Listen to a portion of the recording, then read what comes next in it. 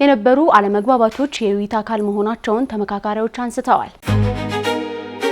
ኢትዮጵያ በዚህ ዓመት የዓለምን ትኩረት ከሳበችባቸው ሁነቶች መሃል አንዱ ነው ሀገራዊ ምክክር ጉባኤ። የነበሩ አለመግባባቶች የውይይት አካል መሆናቸውን ተመካካሪዎች አንስተዋል። ጉባኤው በአብዛኛው ከስምምነት የተደረሰባቸው ጉዳዮች የትኞቹ ናቸው? ዛሬ በኤንቢሲ ማታ በስፋት እናየዋለን።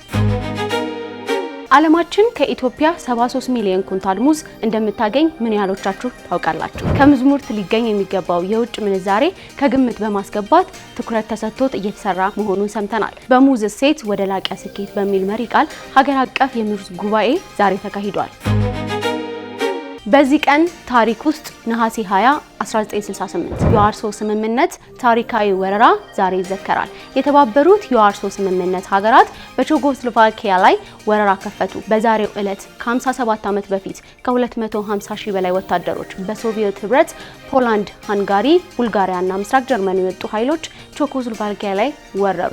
ቼኮስሎቫኪያ በኮሙኒስት መሪ አሌክሳንደር ዱቤቼክ የሚመራው ፒንግ ስፕሪንግ የፖለቲካ ማሻሻያ እንቅስቃሴ ትከተል ነበር።